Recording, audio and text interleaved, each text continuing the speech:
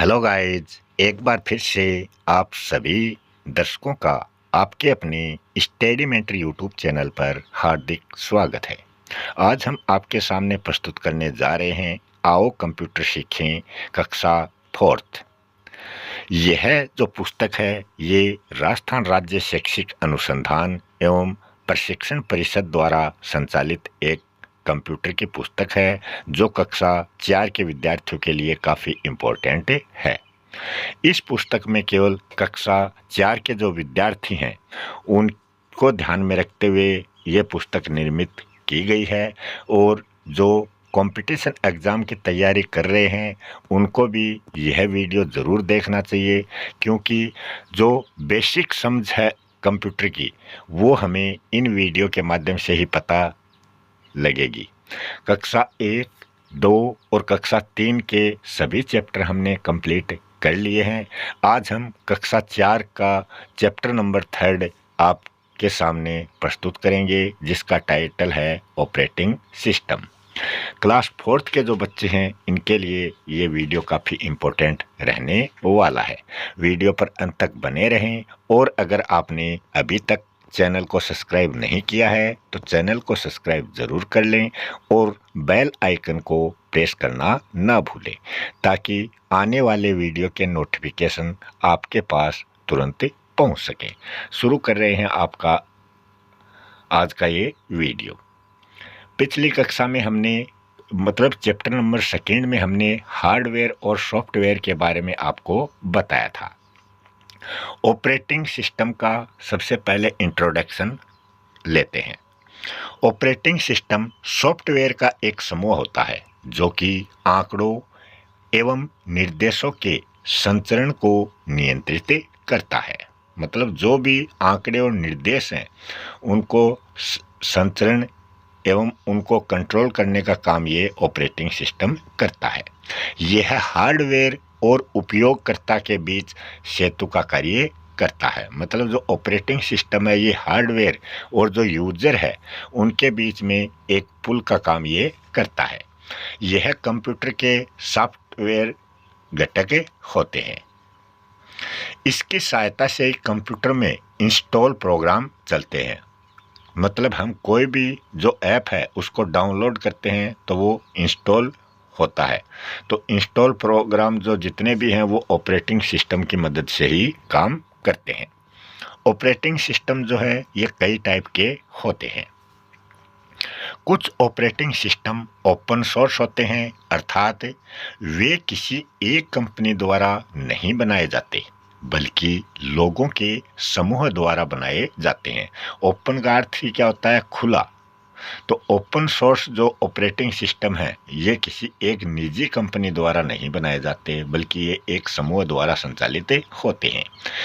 Open source operating system कौन कौन से हैं? जैसे कि उबंटू है, लिनक्स हो गया और सोलारिस, ये सभी ओपन सोर्स ऑपरेटिंग सिस्टम के एग्जाम्पल हैं।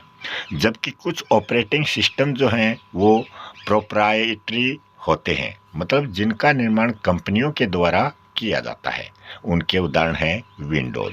तो विंडोज जो है ये एक प्रोप्राइटरी ऑपरेटिंग सिस्टम है। विंडोज के कई संस्करण जो हैं वो अभी तक हमारे सामने आए हैं, जैसे कि एक्सपी, विंडो 7 और विंडो 10। अब हम बात करते हैं विंडोज। क्या होता है विंडोज? विंडोज एक ग्राफिकल यूजर इंटरफेस होता है।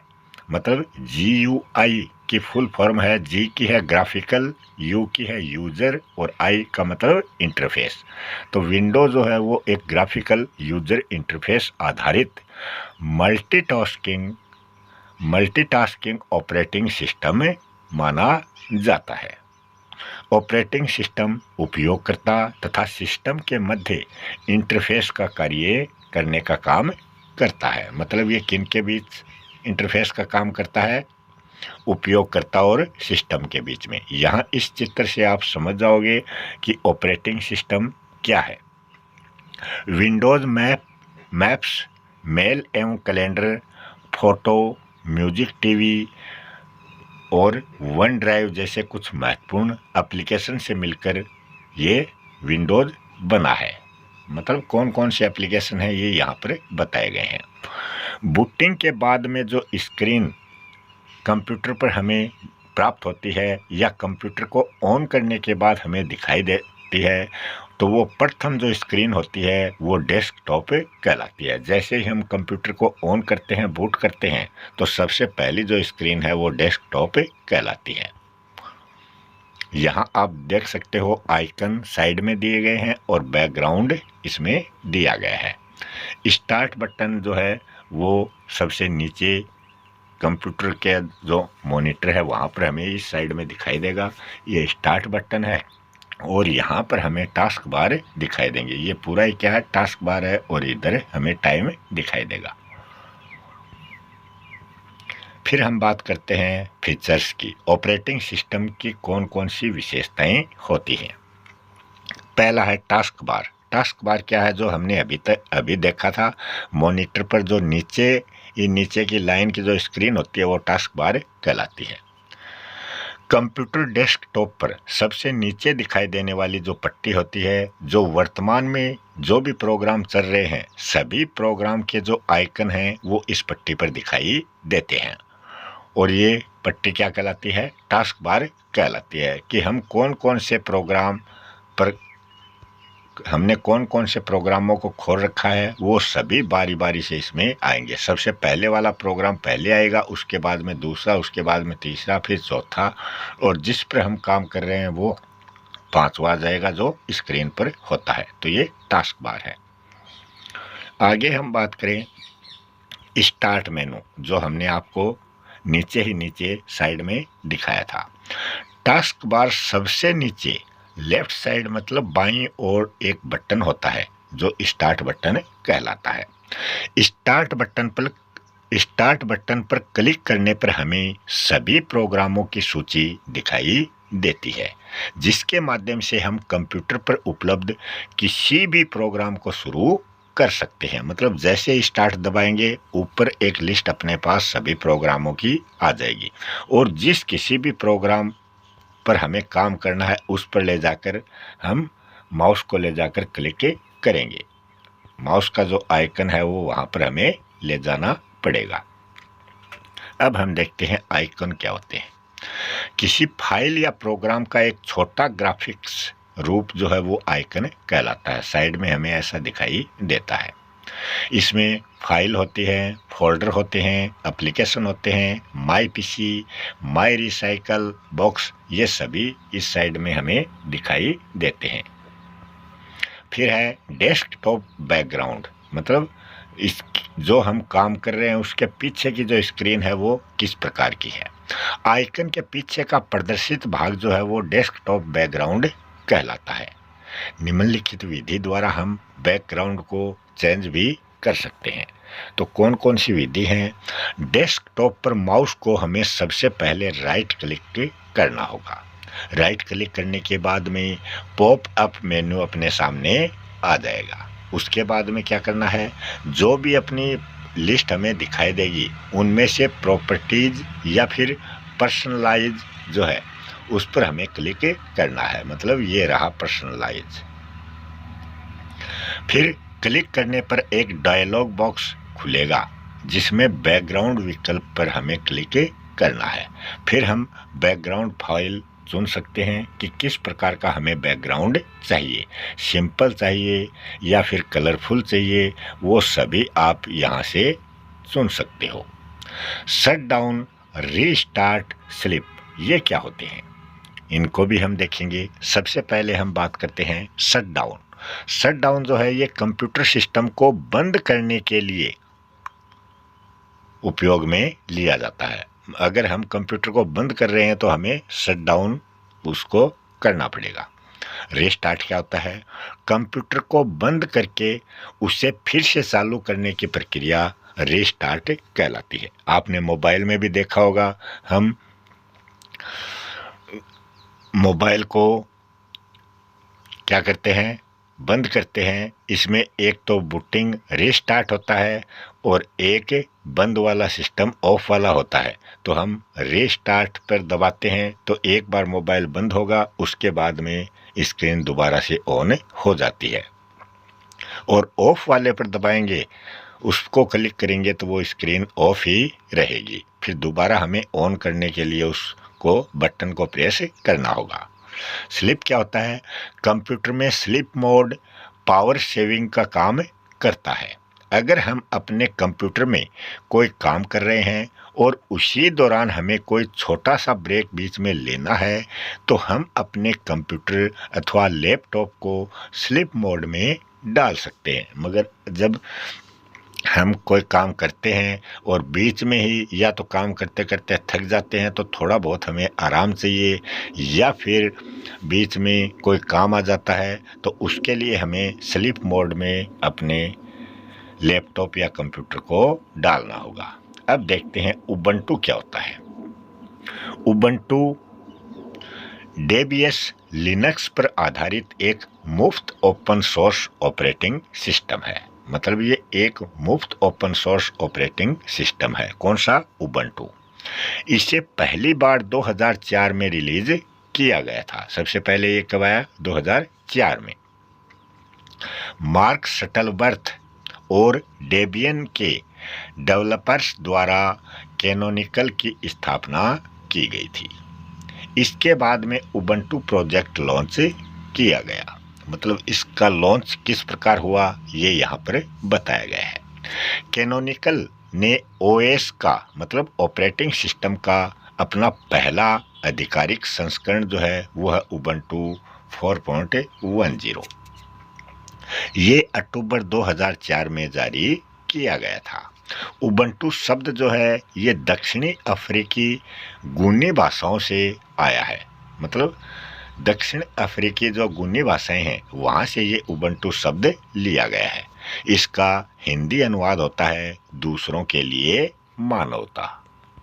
आगे हम बात करें उबंटू के क्या क्या प्रॉफिट हैं, लाभ हैं, वो हम एक एक करके देखेंगे। पहला है उबंटू मुफ्त और एक ओपन सोर्स ऑपरेटिंग सिस्टम है। मतलब ये बिल्कुल फ्री है, किसी प्रकार का शुल्क हमें नहीं देना होता। उबंटू जो है ये सेफ है, मतलब सुरक्षित ऑपरेटिंग सिस्टम है। उबंटू बिना इंस्टॉल किए भी चलाया जा सकता है। मतलब इसको हमें इंस्टॉल करने की भी ज़रूरत नहीं है। उबंटू विंडो टाइलिंग का समर्थन करता है, अर्थात एक साथ कई टैब खोलकर उन पर काम इसके द्वारा आसानी से किया जा सकता है। डेस्कटॉप कंप्यूटिंग के लिए एक सुगम और सरल ऑपरेटिंग सिस्टम है। मतलब ये जो हम पढ़ रहे हैं ये सभी इसके प्रॉफिट हैं। अगला है इसके लिए न्यूनतम हार्डवेयर विन्यास की आवश्यकता होती है। फिर हम आपको नीचे स्क्रीन पर क्या दिखा रहे हैं? उबंटू की स्क्रीन दिखा रहे हैं। यहाँ आप देख सकते हो राइट साइड में स्टेटस बार है और यहाँ एक बॉक्स आपको दिखाई देगा जिसको फाइल मैनेजर कहा जाता है। यहाँ पर आपको एप्लीकेशन बार दिखाई देंगे और ये एप्लीकेशन मेनू यहाँ पर आपको लेफ्ट साइड में नीचे नीचे दिखाई देगा। आगे हम बात करें तो इसमें एक्शन बटन जो है वो ऊपर आपको साइड में दिखाई देंगे और फाइल फोल्डर, ये जो अलग अलग फाइलें आपके द्वारा बनाई गई हैं ये भी यहाँ पर दिखाई गई हैं। क्विक सेटिंग क्या होता है? अब हम देखते हैं क्विक सेटिंग। क्विक का अर्थ क्या होता है? जल्दी। इसमें आप साधारण सेटिंग को भी देख सकते हैं, जैसे कि वाईफाई हो गया, आवाज़ हो गई, ब्लूटूथ हो गया, नाइट लाइट हो गई, ये सभी क्विक सेटिंग में आप देख सकते हैं। यहाँ स्क्रीन पर क्विक सेटिंग में ये प्रोग्राम स्टार्ट होते हैं। फिर ये चैप्टर यहाँ पर कंप्लीट हो चुका है। अब हम देखते हैं इसके क्वेश्चन आंसर। अभ्यास प्रश्नों में पहले प्रश्न पर हम चलते हैं। विंडोज, उबंटू, सोलारिस ये क्या है? तो हम शुरू में हमने देखा था जैसे ही चैप्टर स्टार्ट किया तो चैप्टर का जो टाइटल है वही इसका जवाब होगा, मतलब ये सभी क्या हैं, ऑपरेटिंग सिस्टम है। फिर GUI की फुल फॉर्म इसमें पूछी गई है जो हमने आपको बताई थी। जी का अर्थ होता है ग्राफिकल, मतलब ग्रामर वाला कैंसिल हो गया, 3 है इसमें ग्राफिकल मतलब। फिर यू का ग्राफिकल यूजर, यूनिट वाला भी हट गया, ग्राफिकल यूजर। फिर आई का है इंटरफेस, मतलब ये वाला सही होगा, इसमें है इस वाला ये गलत है, तो डी घ वाला ऑप्शन इसका सही होगा। अगला प्रश्न है, किसी प्रोग्राम के डिस्प्ले को बड़ा करने के लिए किस ऑप्शन का प्रयोग किया जाएगा? तो आप आसानी से बता सकते हो, मिनिमाइज तो क्या होता है, छोटा रूप। यहाँ हमें बड़ा रूप करना है तो मैक्सिमाइज, मतलब गए वाला विकल्प सही होगा।